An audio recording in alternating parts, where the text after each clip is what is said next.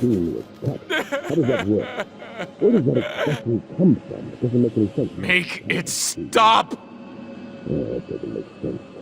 Life doesn't make sense. Wade, look at me. You're a fierce warrior. Happy-go-lucky guy. Damn it, Wade! Rising with each beat that the music is bringing. New flames in the fire that keeps burning. We're inviting the night in. Okay, so unlike my Death Note review, where originally, or at least when it comes down to the movie, that I was chastised for watching first instead of the anime, I am a huge fan of not just the original animated series for Fullmetal Alchemist, but also Fullmetal Alchemist Brotherhood, which in some sense, especially for Fullmetal Alchemist Brotherhood, the character design and animation, or at least actually, if anything, more of the character design and the scenarios are more keen to the fully finished manga than the original series was. Because the original series was still, I guess, being created as the manga was being created. And the manga unfortunately wasn't finished around the time that the original series, as well as the movie Quest for Shambhala, was released.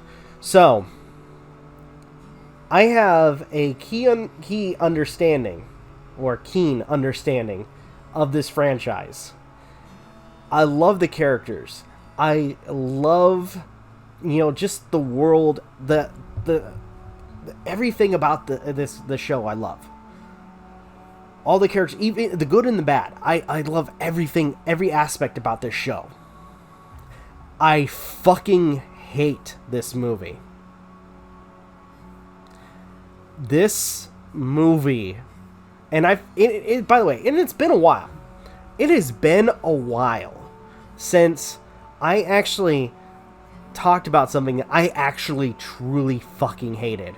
And I think the last time was actually, just thinking on the top of my head, like, true hate was not Fullmetal Alchemist. I don't know why I almost said Fullmetal Alchemist, but the Hellboy film that came out. That was supposed to be a blatant reboot of what we got from Hellboy and Hellboy 2 and the Golden Army. This movie is such a total clusterfuck.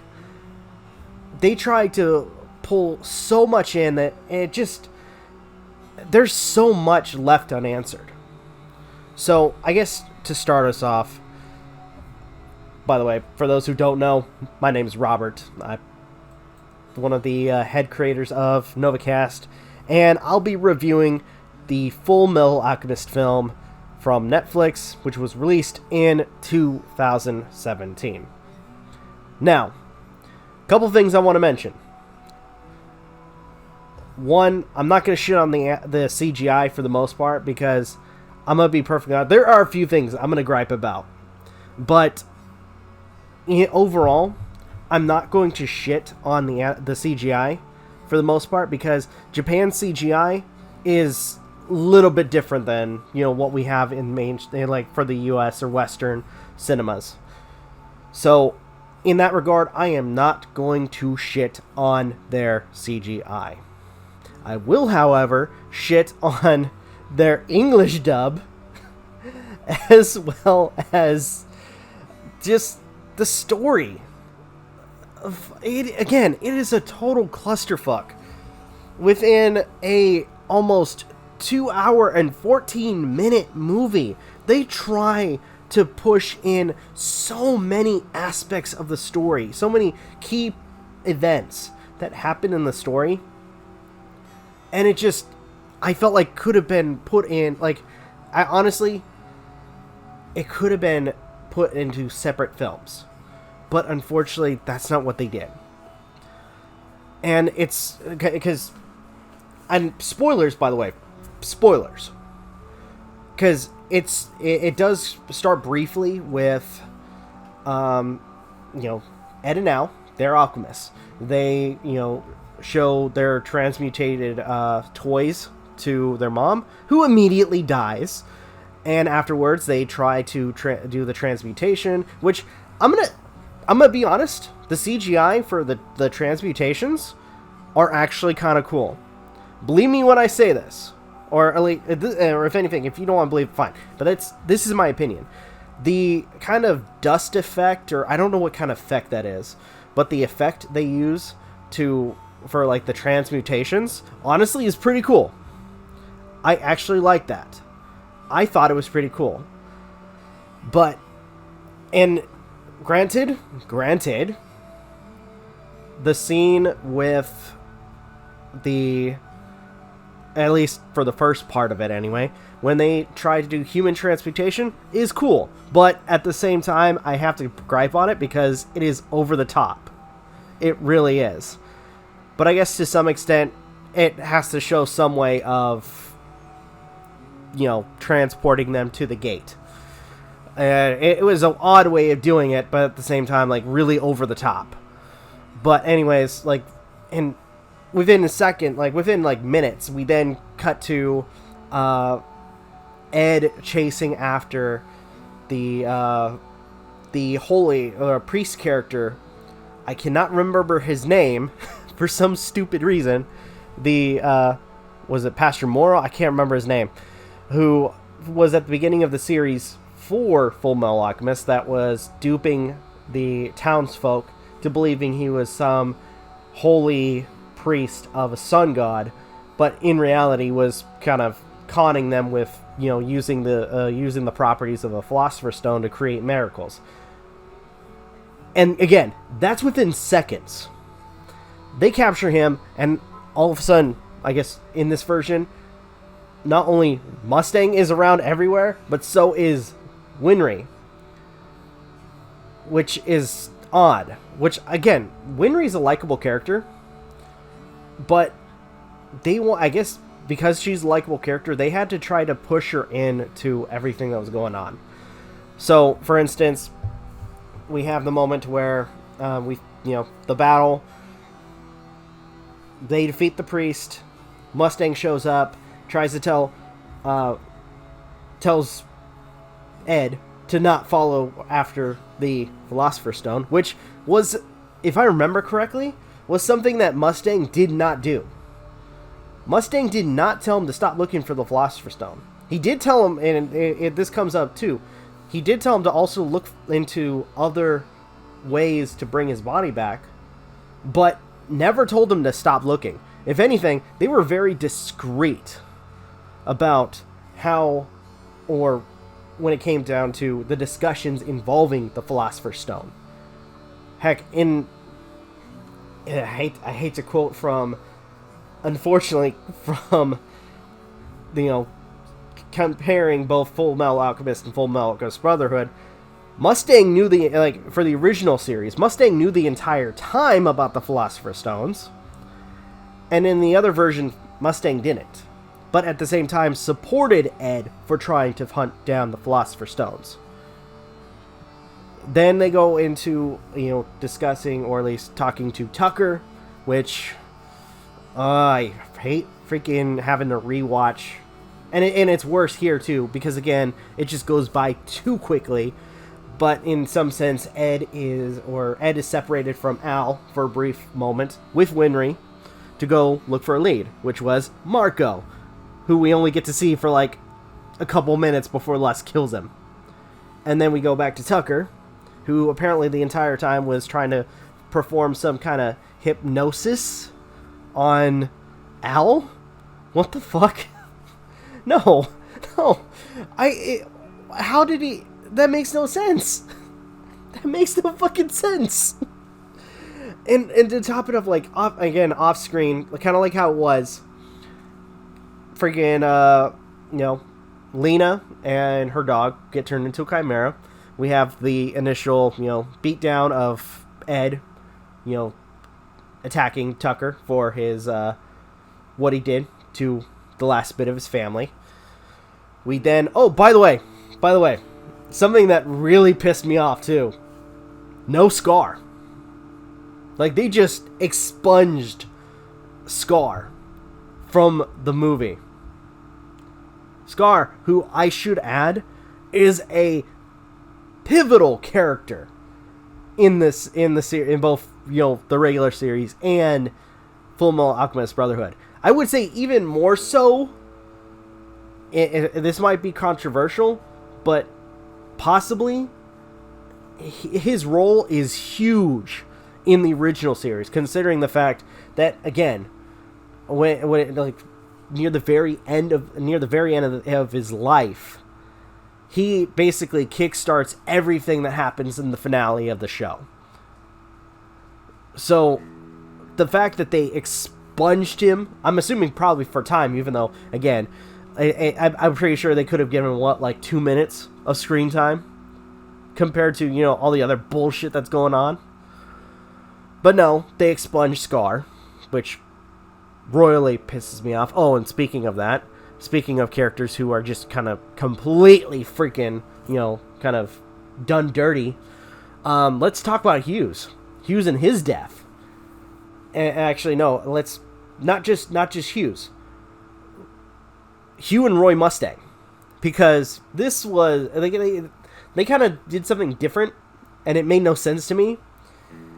Where Hughes, he dies like he did, where Lust attacks him, and because he finds out what the labs mean, and kind of finds the connection between all of the towns that are literally rioting and killing each other, and finds the correlation between each one as well as the 5 laboratories in each section of the map.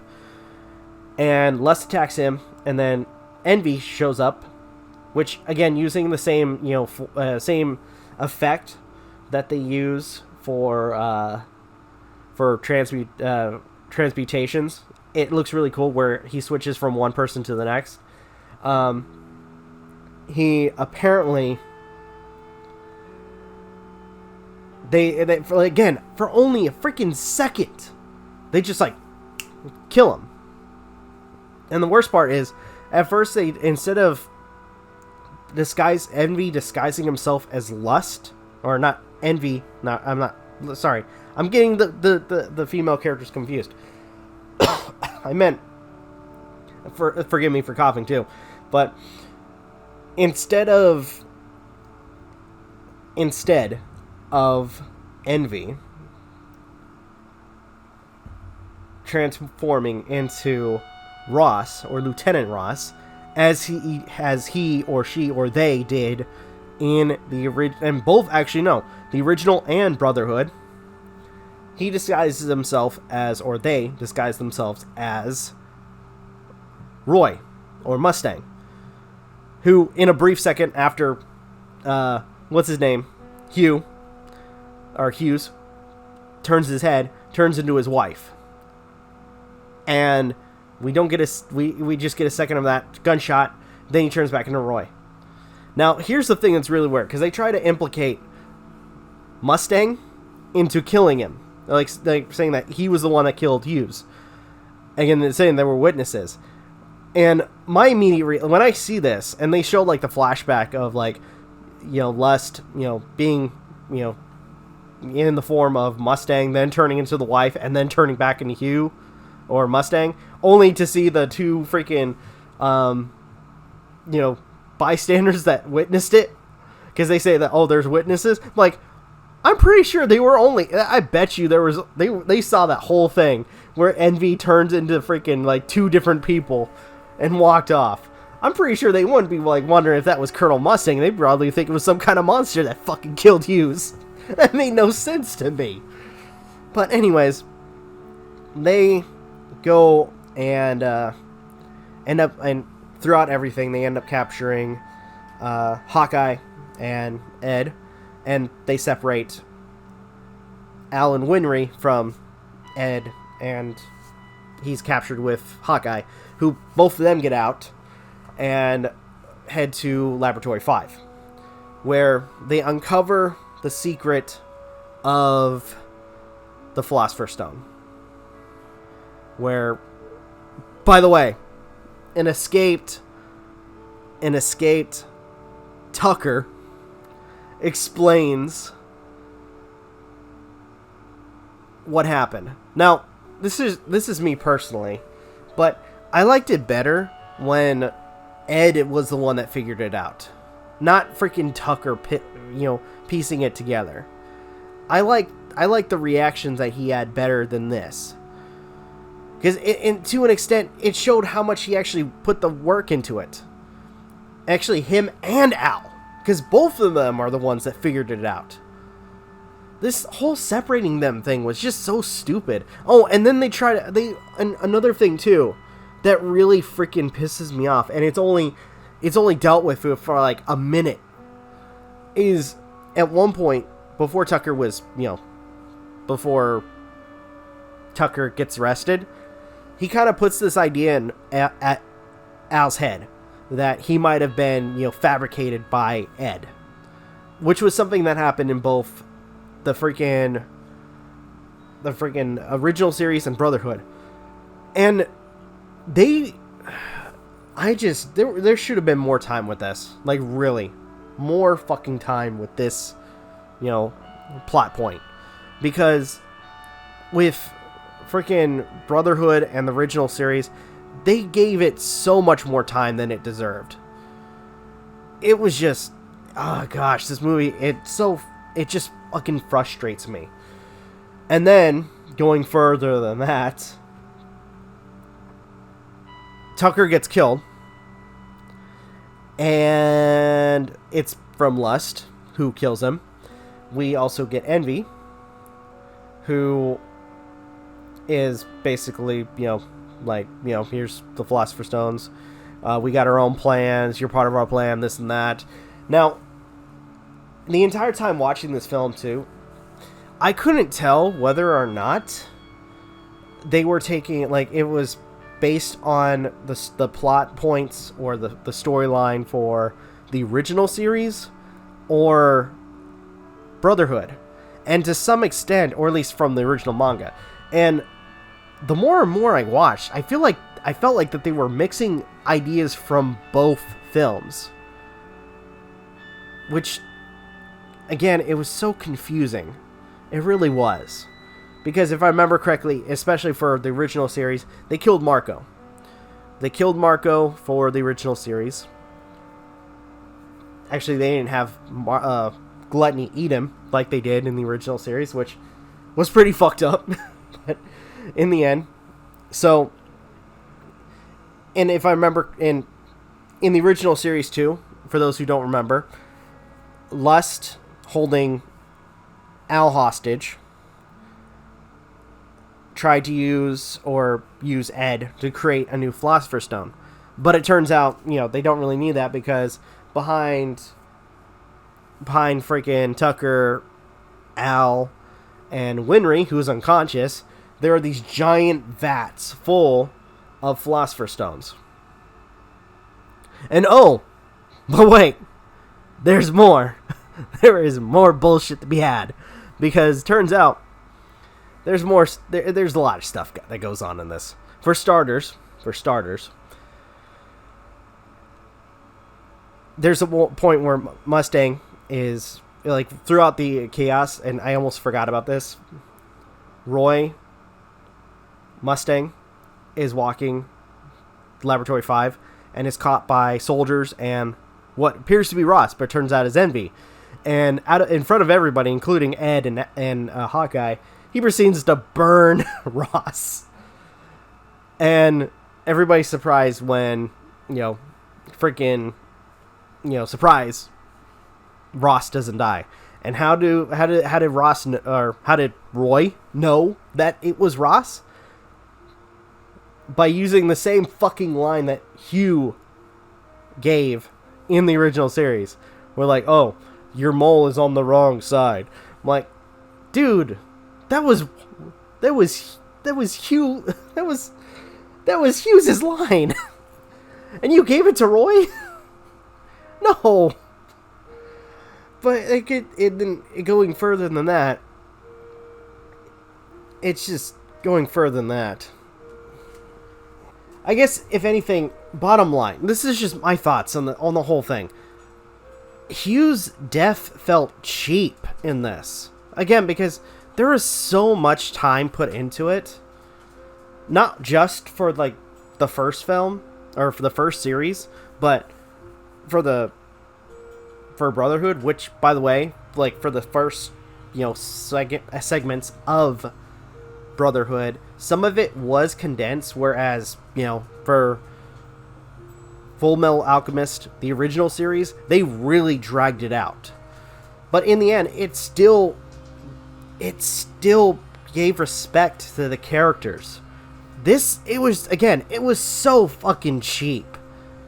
And to top it off, he's not the only character that ends up dying, and Roy ends up getting his revenge right, like, immediately, or not immediately, but, in the end of this film, he does get his revenge on not one,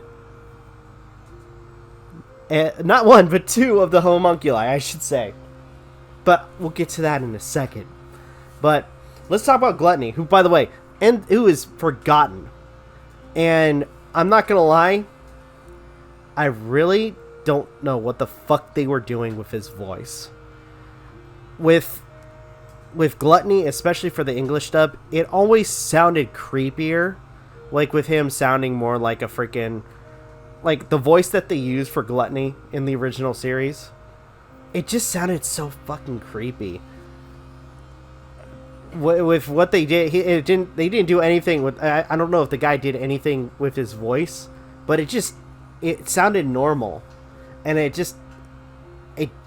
honestly, it wasn't as creepy as it was for originally.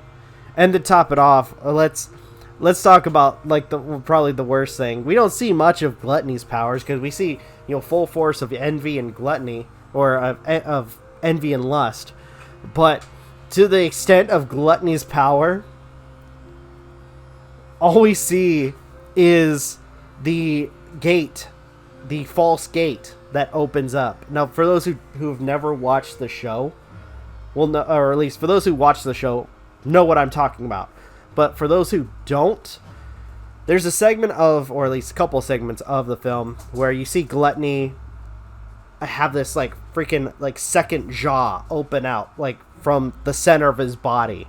And in the center is this eyeball.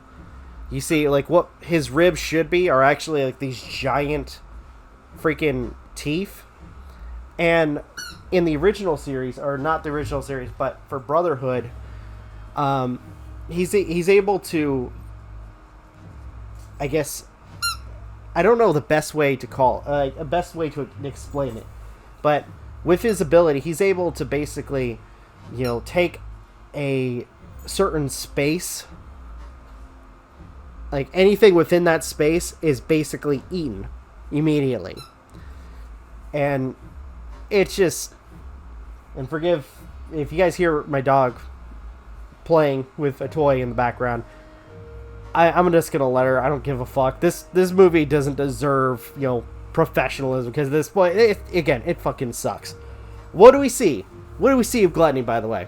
Going back to him, we see the false gate, but all we see of him is literally just waddling around, chasing a couple of guys. That's it.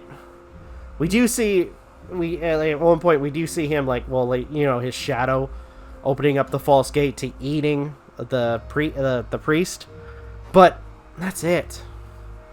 Gluttony felt like underutilized in this, and it was disappointing. And by the way, speaking of disappointment and characters missing, because I griped about Scar being, completely expunged from the story. Where's my boy Armstrong, damn it? No joke, Armstrong was probably one of my favorite characters. As loony as he was, I fucking loved him as a character. Where's Armstrong in this? We don't see anything of him, which is sad. You guys wanted to shoehorn Tucker, but you couldn't bring my boy Armstrong into this. Are you serious? I don't like again, he's a great character. He really is. And so, but I'm getting ahead of myself.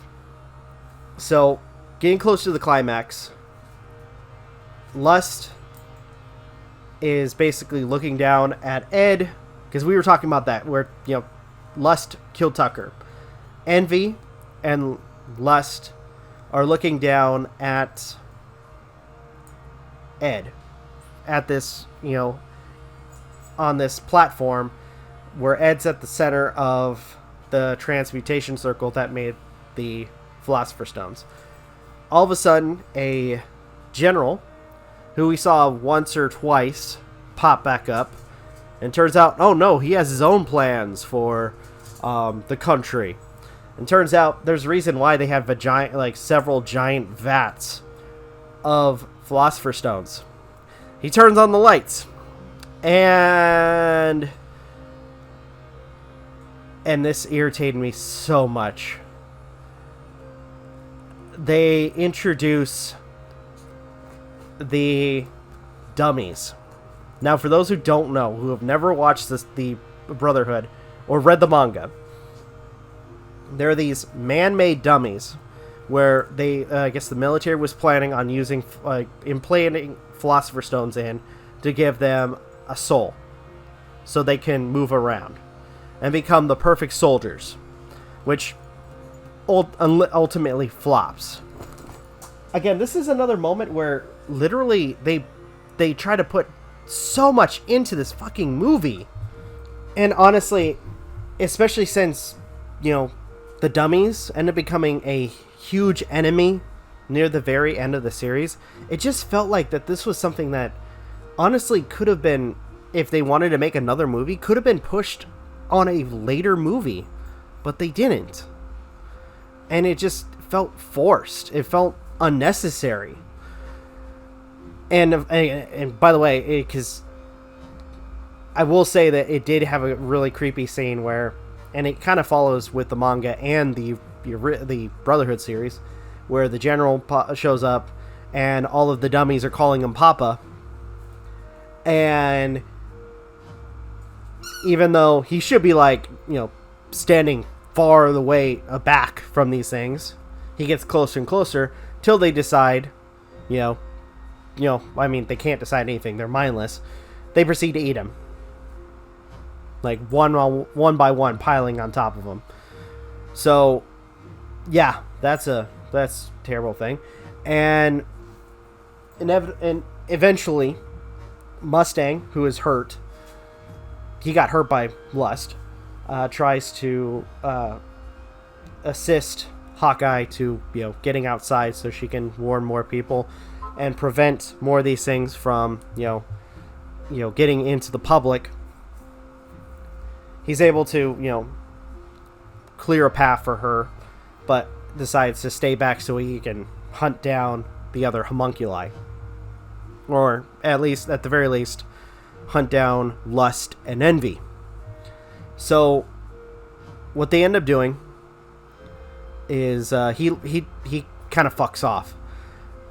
Ed, who is by himself, tries to save Al, who, by the way, out of the blue, I'm a little bit irritated about this, because again, there was more impact for the original series. Actually, no, let me, since I'm continuously referencing the series, he's able, out of the blue, able to, transmute or use alchemy without using a circle. Now, for those who don't know, usually when you perform alchemy, you have to have a transmutation circle. Now, I'm sure if for those who are newcomers will be kind of confused about this, but Mustang, especially with characters like Mustang has his transmutation circles on his gloves, which is how he's able to perform alchemy. Tucker, strangely enough, had his own transmutation circle. Ed was one of those exceptions where he didn't have to use the transmutation circle because, in some sense, after seeing the gate, or seeing truth from the all truth, God, basically, he was able to, I guess, his whole, as it's explained in the anime, his whole body becomes a transmutation circle.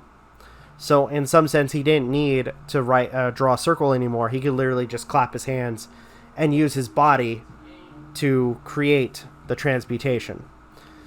And this was built up for a character like Al.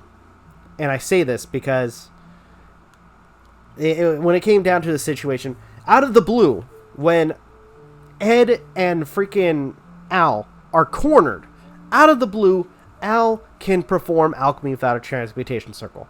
Again, this was just way out left field, and it was like, dude, you guys just did not give this time. I know it's a minor thing to gripe about, but believe me, for somebody who has watched not just the original series, but also the Brotherhood series, it was built up a lot.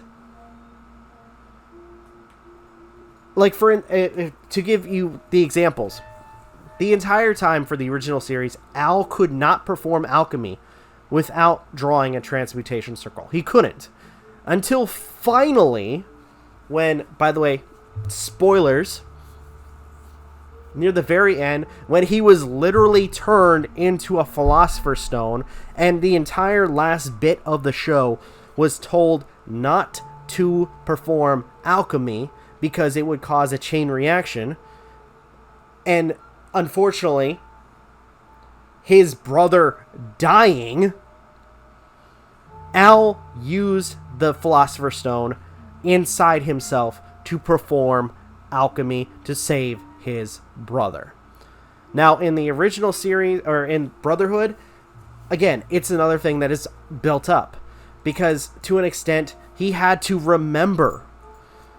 They do this thing where he literally had to remember the initial transmutation that caused him to not only be forced into the suit of armor, but the entire experience where literally they tried to transmute their mother to bring her back to life, and their realization that the transmutation that they created was, his soul was literally implanted into that.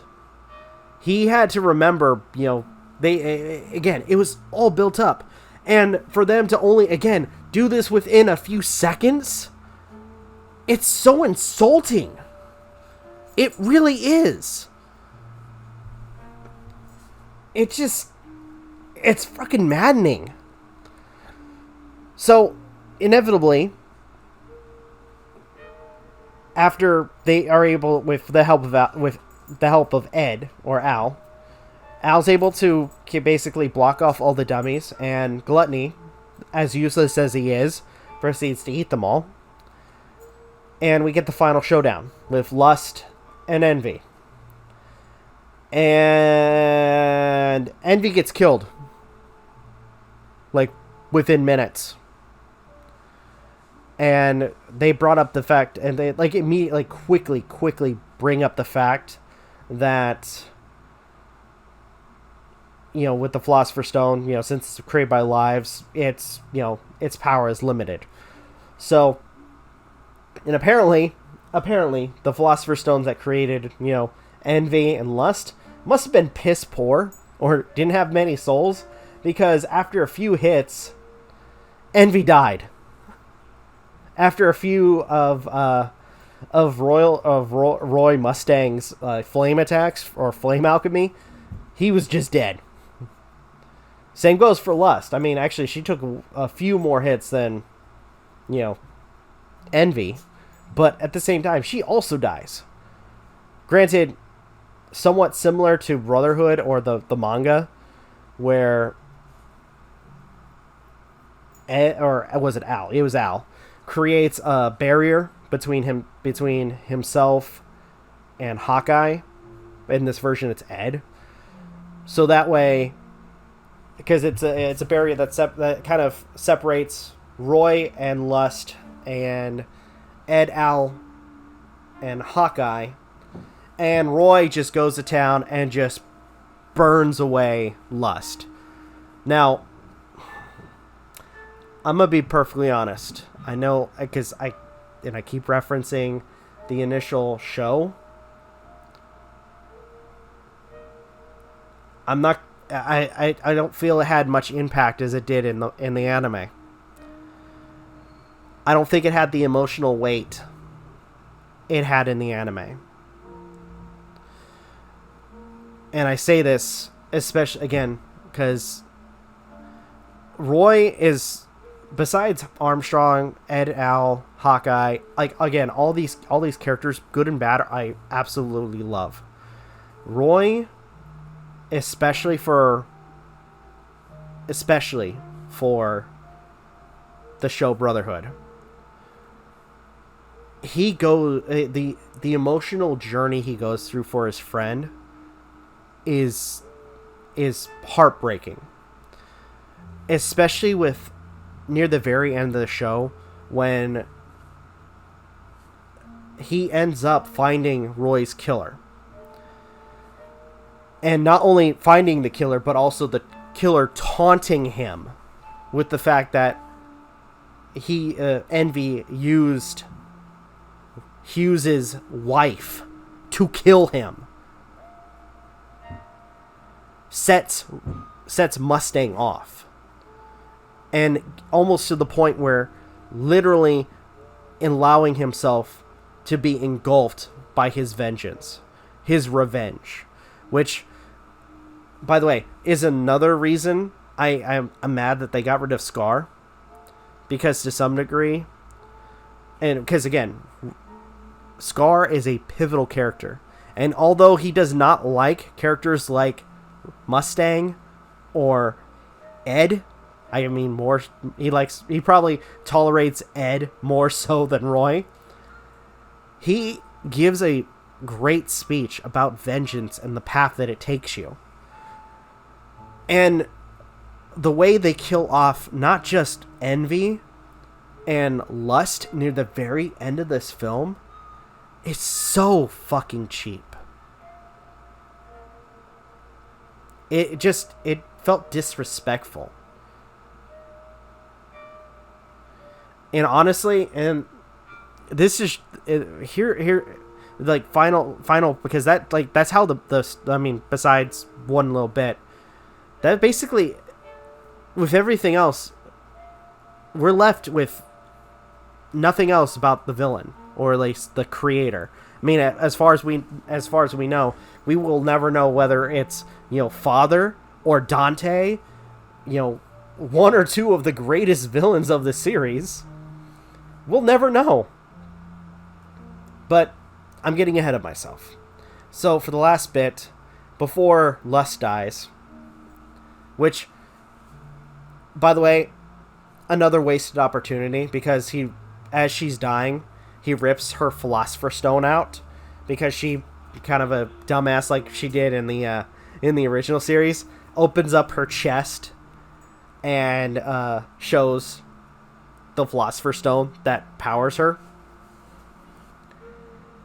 In something that kind of was a wasted opportunity was this whole situation where after her initial body died, her reforming around his hand where the Philosopher's Stone is. Again, it was a cool kind of gotcha moment with the Brotherhood series, but instead they didn't do that, which again it would have made the whole situation way cooler, especially like with Lust getting the drop on him. But no, they didn't do that. Instead, he gives it to Ed, who at first everybody's concerned, and even become more concerned when he uses alchemy to open up the gate. And it seems like he's about to trade. And I will give them credit. I was kind of thinking that they were going to do this.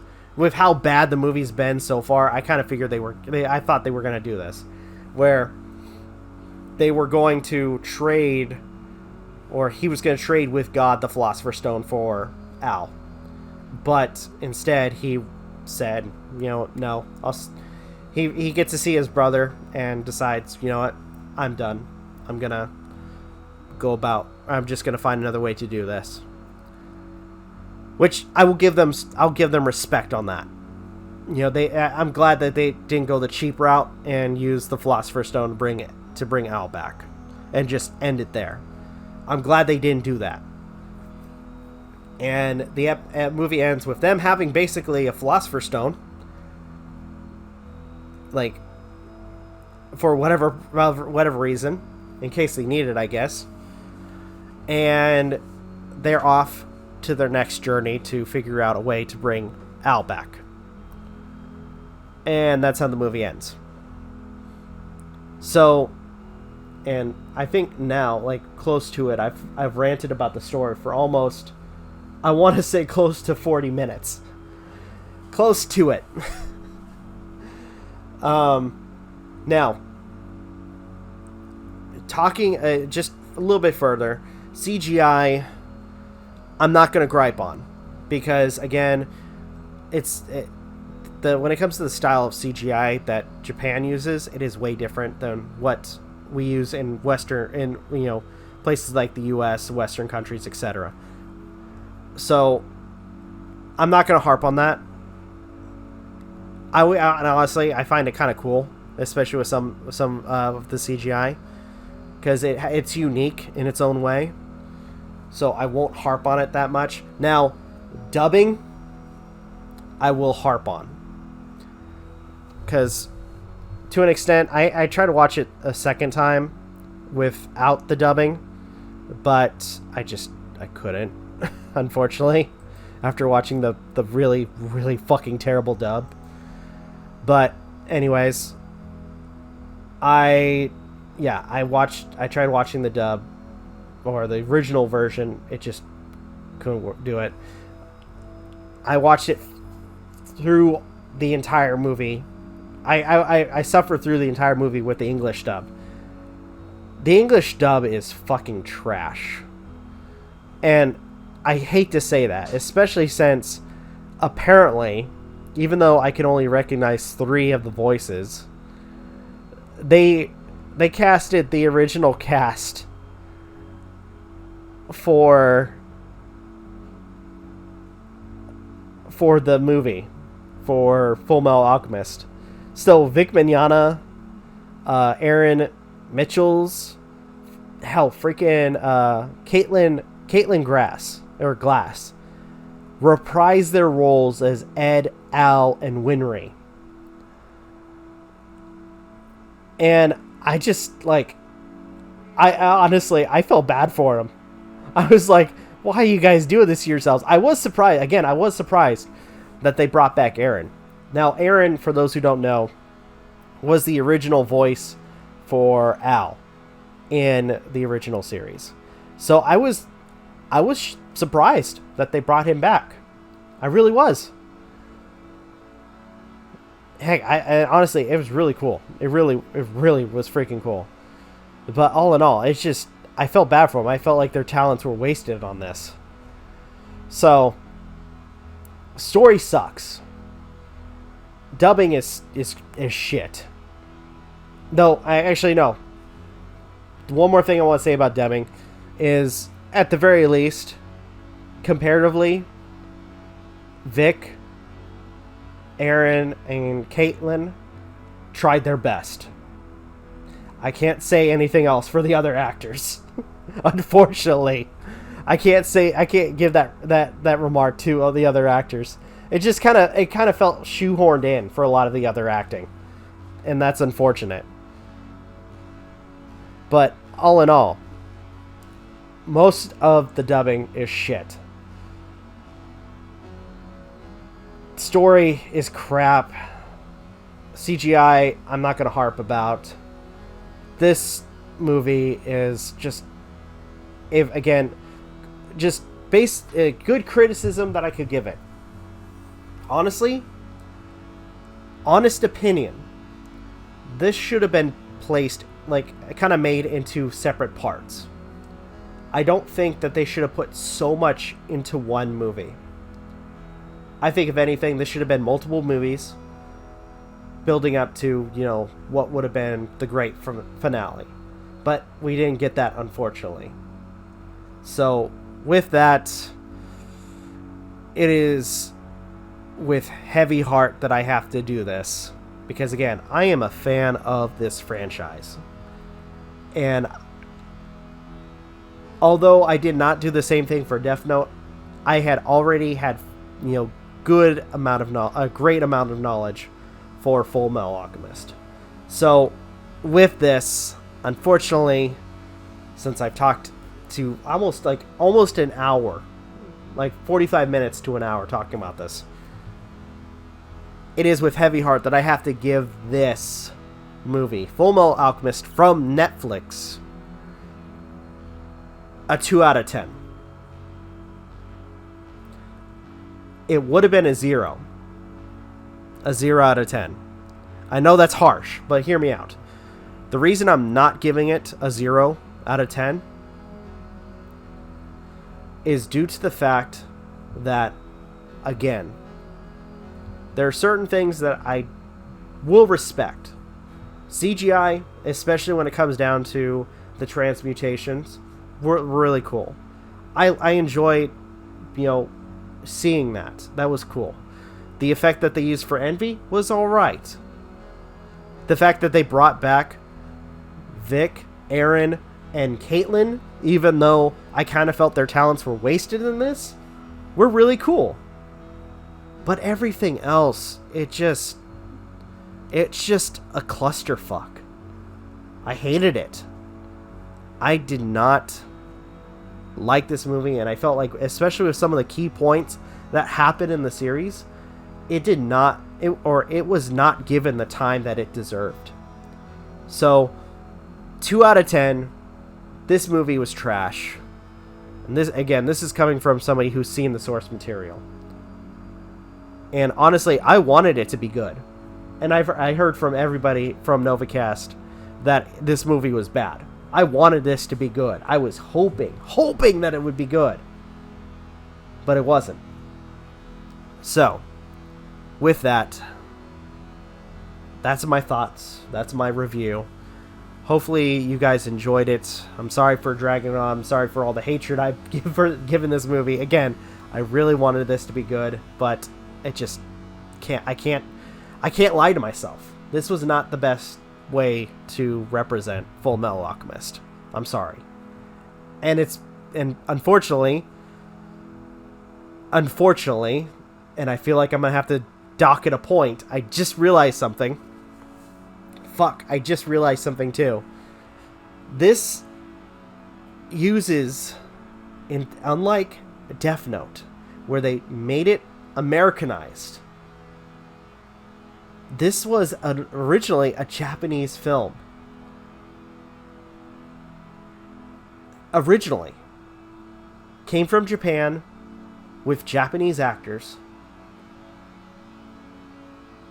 I hate to do it. So, let me rescind my rating. Because, I'm going to be perfectly honest. Usually when it comes down to, the works from Japan, they do really good. I love a lot of Japanese films, by the way. So, unfortunately, I have to rescind my rating and give it a 1 out of 10. I hate to do it, but that's my rating. So, with that, that's my final thoughts. Do you have anything you guys would like to add? Leave in the comments down below. Like, share, subscribe, all the good stuff. If you guys want to follow us on social media, links are in the description down below. As well as check out our daily content and the weekly podcast. With that being said, this is Rob Novakast signing off. Have a good one. Take care. And peace.